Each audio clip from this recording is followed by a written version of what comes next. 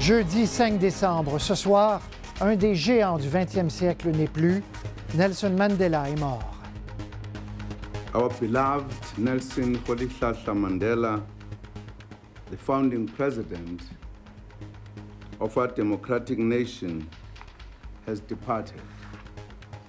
Bonsoir, mesdames et messieurs. Un des plus grands hommes politiques du 20e siècle n'est plus. Un géant est mort. Le président, vous venez de l'entendre, Jacob Zuma, a annoncé la nouvelle à la planète il y a un peu plus d'une heure. Nelson Mandela s'est éteint à l'âge de 95 ans. Il était un homme d'exception. Il a passé, je vous le rappelle, 27 ans en prison pour son combat contre l'apartheid, le régime de ségrégation raciale, avant de devenir le premier président noir de son pays au terme d'une longue lutte.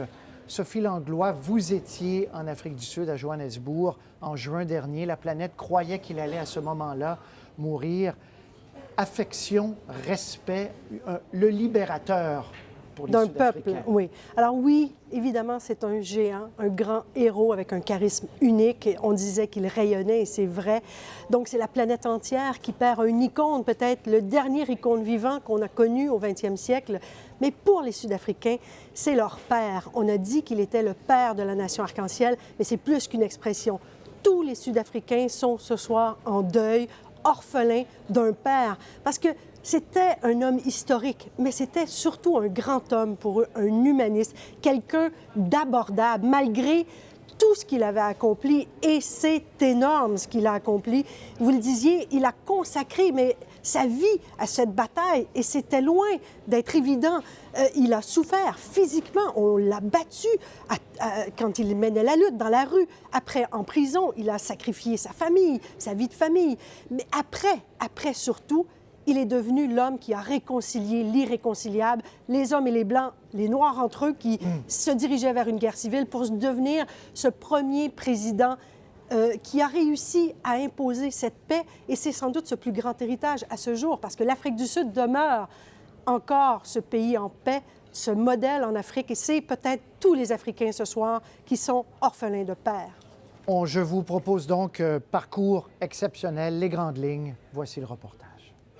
Nelson Mandela, a free man. Février 1990, Nelson Mandela effectue devant les caméras du monde entier ses premiers pas d'homme libre après 27 ans passés en prison.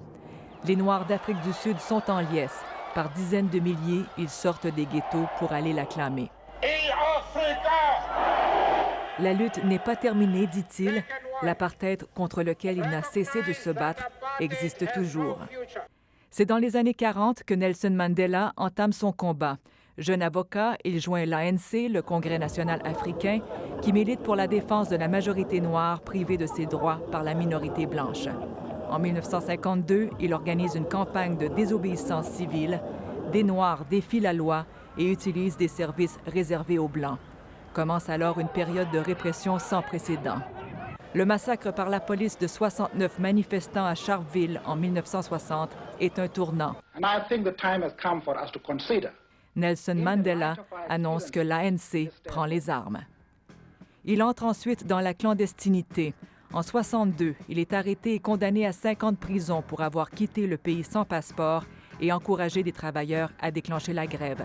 En 1964, compromis par des documents découverts lors d'une perquisition dans une ferme, il est condamné avec d'autres dirigeants de l'ANC à la prison à vie pour haute trahison et envoyé à Robben Island.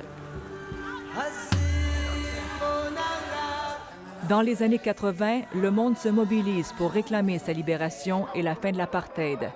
Des pays, le Canada en tête, renforcent leurs sanctions économiques contre l'Afrique du Sud.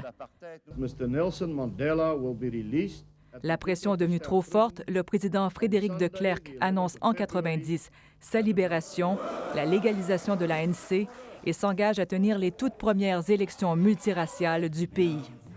Des efforts récompensés par le Nobel de la paix que se partagent les deux hommes.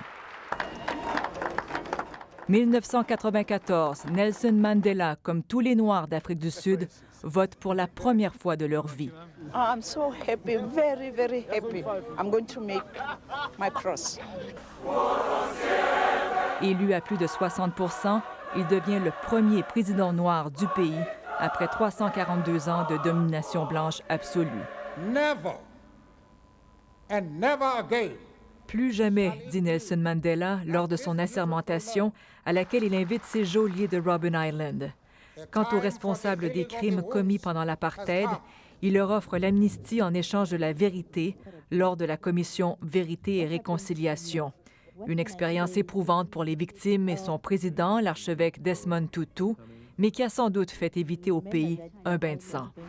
Il se retire en 1999 de la vie politique après un seul et unique mandat.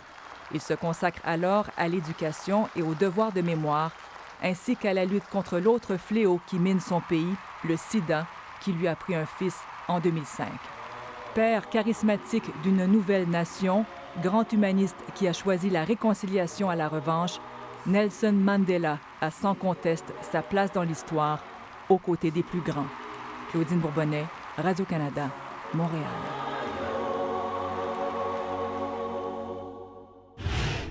C'est important de souligner, Sophie, le rôle particulier du Canada dans cette lutte-là. Quand Brian Mulroney arrive au pouvoir en 1984, il en fait sa priorité pour aider la libération de Mandela, qui va arriver 6 ans plus tard. Contre l'avis de Ronald Reagan et de Margaret Thatcher. Donc, il s'est mis à dos ses principaux alliés, la Grande-Bretagne et Washington, mais il a tenu bon et durant toutes les conférences internationales où il pouvait le faire, il mettait la pression. Alors, il a commencé par rallier le Commonwealth. Le Commonwealth a été un des premiers à imposer des sanctions économiques contre l'Afrique du Sud, mais ça ne faisait pas encore très mal. Il fallait que les Américains et les Britanniques, et on l'a vu, Margaret Thatcher a longtemps résisté, mais c'est vrai que le Canada, sous Brian Mulroney, a mené cette bataille-là. C'est pourquoi c'est ici que Nelson Mandela est venu presque en premier après sa libération. Le Canada, qui à ce moment-là l'avait reçu en héros national, en faisant de lui un citoyen honoraire. Bien justement, on va aller rejoindre Emmanuel Latraverse à Ottawa. Une visite, Emmanuel, en 1990, où M. Mandela est accueilli à la Chambre des communes en héros. Ça a été important pour lui, le Canada. Oui, ça a été important pour lui à cause du rôle clé, justement, qu'avait joué Brian Mulroney dans tous les efforts pour mener un terme à l'apartheid d'une certaine façon. Vous savez, les diplomates qui étaient en poste à l'époque à Johannesburg racontent que dès sa libération, M. Mulroney voulait lui parler et que par hasard, par des contacts, on a réussi à faire la communication entre les deux hommes. Et c'est à ce moment-là que M. Mulroney avait invité M. Mandela.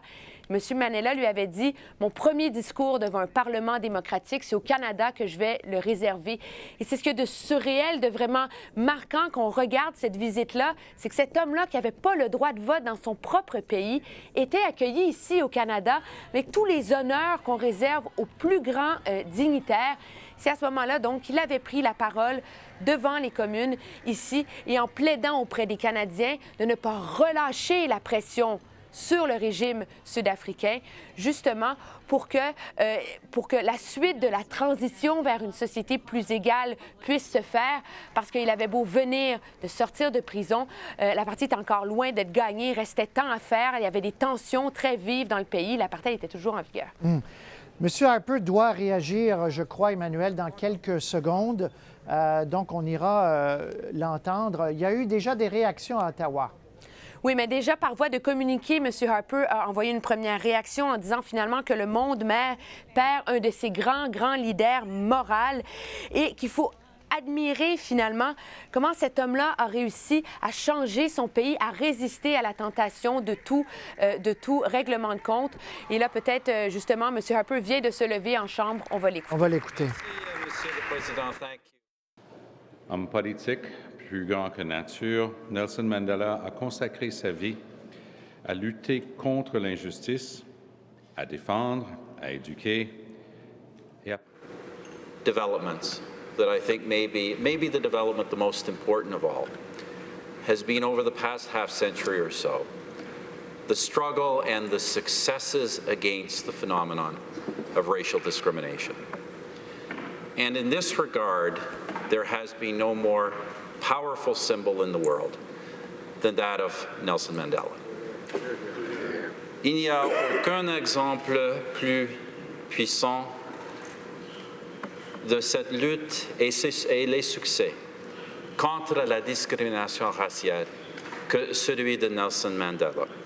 Avec la disparition de M. Mandela, mon père, un grand leader moral, et un grand homme d'État.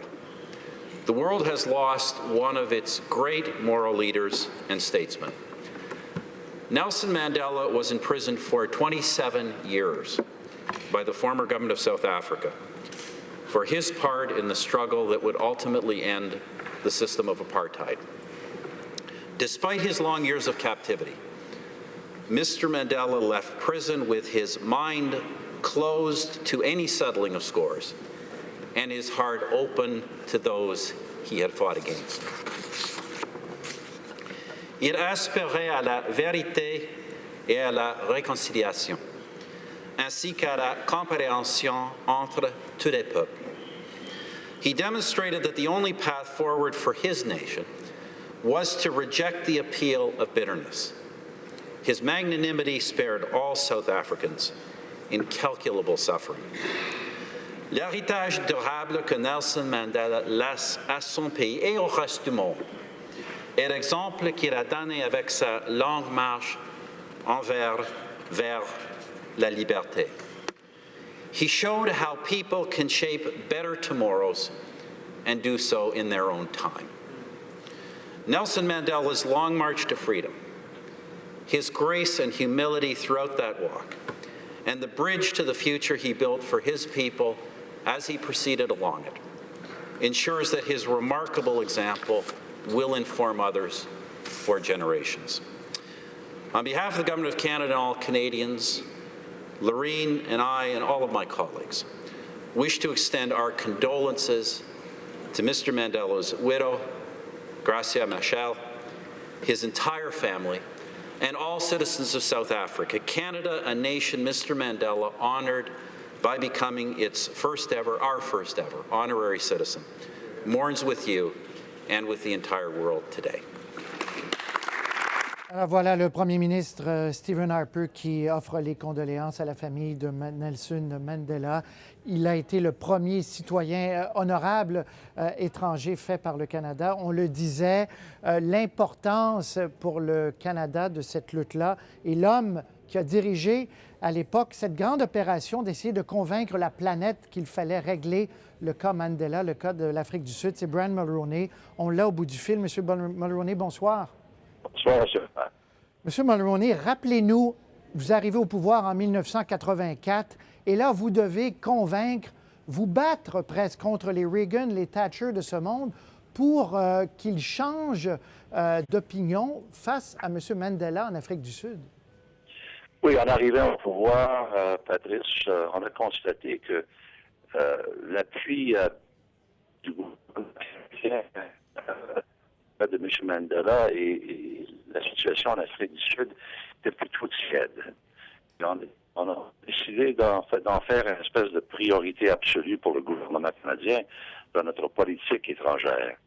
Alors, avec le ministre des Affaires étrangères, M. Clark, on a mis en application une politique où, auprès du G7, de la francophonie, du Commonwealth, aux Nations unies, partout et en tout temps, la priorité absolue du gouvernement du Canada dans ses politiques internationales, ça serait la libération de M. Mandela et la fin de l'apartheid en Afrique du Sud et l'évolution du pays comme un grand pays démocratique. Alors, c'était le but, ou les buts, dis-je, qu'on a poursuivis, et ça a pris des années, effectivement, vous avez raison, il y a eu des luttes épiques et féroces entre Mme Thatcher et moi-même et le président Reagan et bien d'autres. Mais à la fin, c'était la victoire pour M. Mandela et ses collègues et nous étions particulièrement heureux. Je le disais, M. Mulroney, c'est un géant et on utilise des fois cette expression-là de façon exagérée. Et dans son cas, c'est vrai. L'homme vous impressionnait, j'imagine. Il était tout à fait exceptionnel. Je dirais, Patrice, que j'ai eu le privilège de connaître et de bien connaître de grands leaders à travers le monde dans mes 9 ans comme premier ministre du Canada. Mais Mandela était tout à fait exceptionnel. Comme diraient les Américains, he was in a class by himself. Il était tout à fait exceptionnel. Et parce que, au-delà de cette perspicacité, puis intelligence, puis détermination, puis vision pour l'avenir. C'était un homme d'une très grande humanisme et moralité.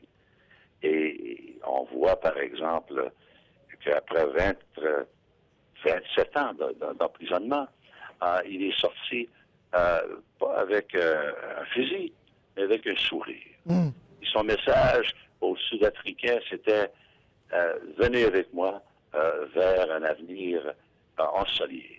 Pas un avenir de guerre et de corruption et de brutalité. Au contraire, comme on voyait partout ailleurs, non seulement sur ce continent, mais ailleurs au monde. Non. Après avoir passé la quasi-totalité de sa vie d'homme en prison, il est sorti avec cet esprit tellement noble. Alors, c'était exceptionnel et je l'ai bien connu, Patrice. Je l'aimais bien, je l'admirais énormément. Monsieur Mulroney, je vous remercie infiniment de nous avoir parlé en direct de ce grand homme, Nelson Mandela. Merci à vous. Avec plaisir. Merci. Au revoir. Au revoir.